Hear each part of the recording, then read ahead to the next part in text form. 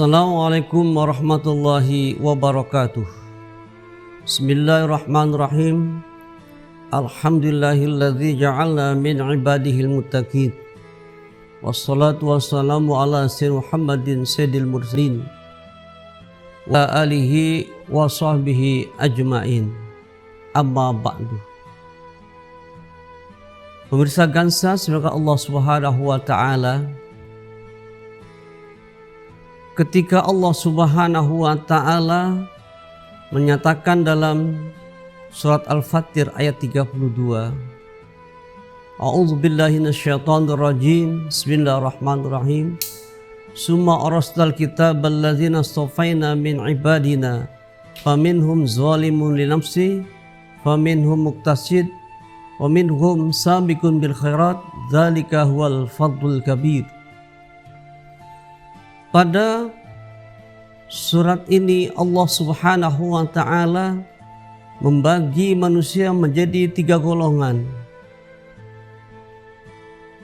Allah Subhanahu wa taala menyatakan summa arsalnal kitabal ladzina astafaina, kemudian kami wariskan sebuah kitab kepada orang-orang yang kami pilih. Namun ada 3 golongan manusia. Yang pertama adalah faminhum zalimun li nafsi. Ada golongan orang-orang yang menzalimi terhadap diri sendiri. Siapakah orang-orang yang menzalimi terhadap diri sendiri? Adalah orang-orang yang senantiasa tahu akan kewajiban sholat, tapi dia tidak sholat.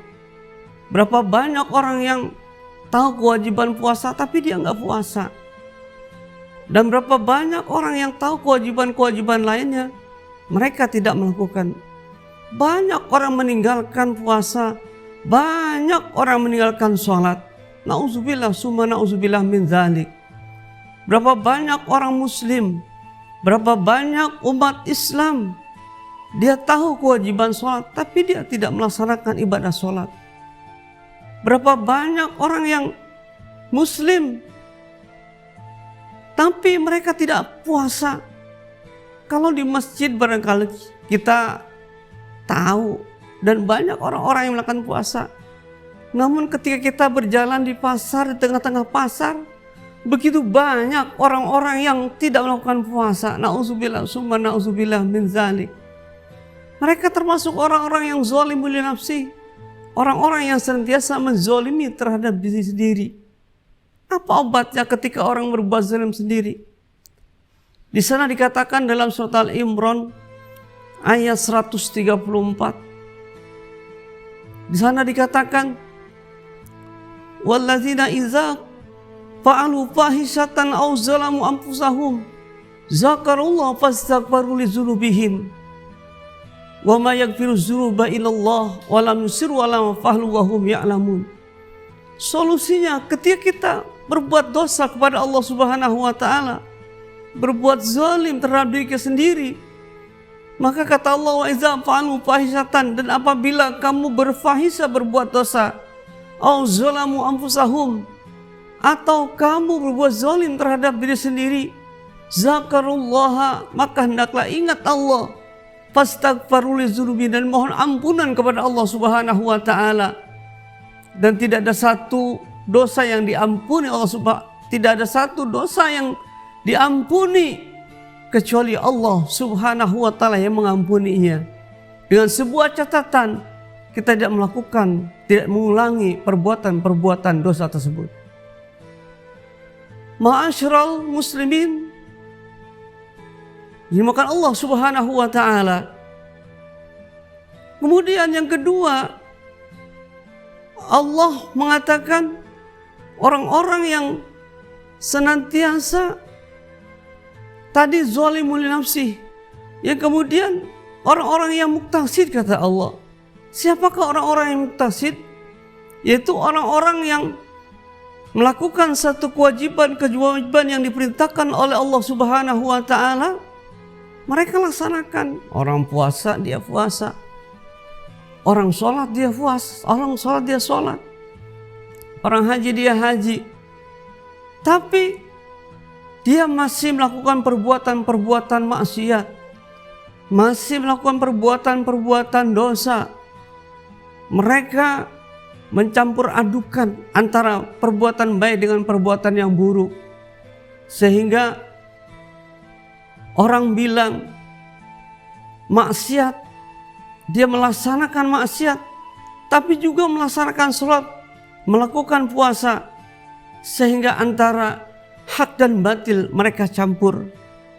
Na'udzubillah summa na'udzubillah min zalik. Berapa banyak orang yang sholat tapi masih melakukan perbuatan dosa. Berapa banyak orang melaksanakan puasa tapi dia masih melakukan perbuatan-perbuatan dosa.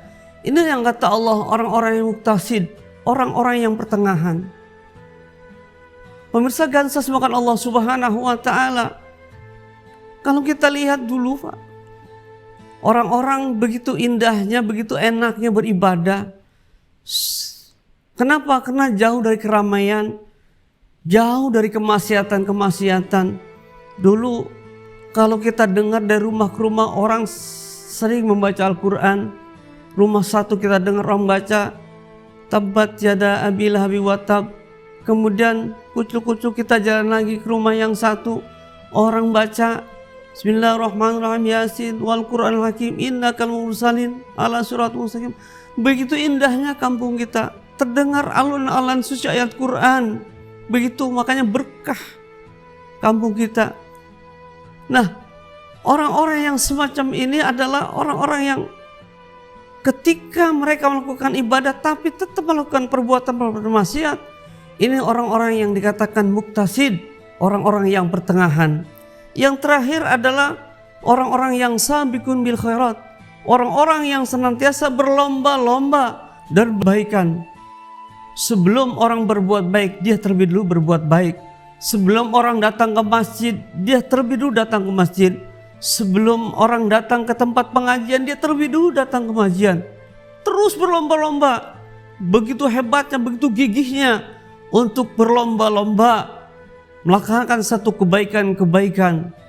Inilah yang amat sangat sulit, karena hal semacam itu tidak mudah apa yang kita bayangkan. Orang-orang yang fastabiqul khairat, orang-orang yang berlomba-lomba dalam kebaikan, itu merupakan sebuah karunia yang besar yang Allah berikan. Zalika wal fadl kabir. Yang demikian itu kata Allah adalah satu karunia yang besar yang Allah berikan kepada orang-orang itu. Pemirsa Gansa semoga Allah Subhanahu wa ta'ala, itulah satu kriteria atau 3 kriteria yang Allah paparkan dalam surat Al-Fatir ayat 32 tentang masalah 3 golongan. Mudah-mudahan kita termasuk golongan orang-orang yang ketiga, golongan orang-orang yang senantiasa bikum bil khairat, orang-orang senantiasa terlebih dulu berbuat kebaikan. Mudah-mudahan Allah Subhanahu wa ta'ala mengampuni dosa kita. Allah Subhanahu wa ta'ala masukkan kita ke surganya Allah Subhanahu wa ta'ala. Amin amin ya rabbal alamin. Demikianlah, terima kasih. Assalamualaikum warahmatullahi wabarakatuh.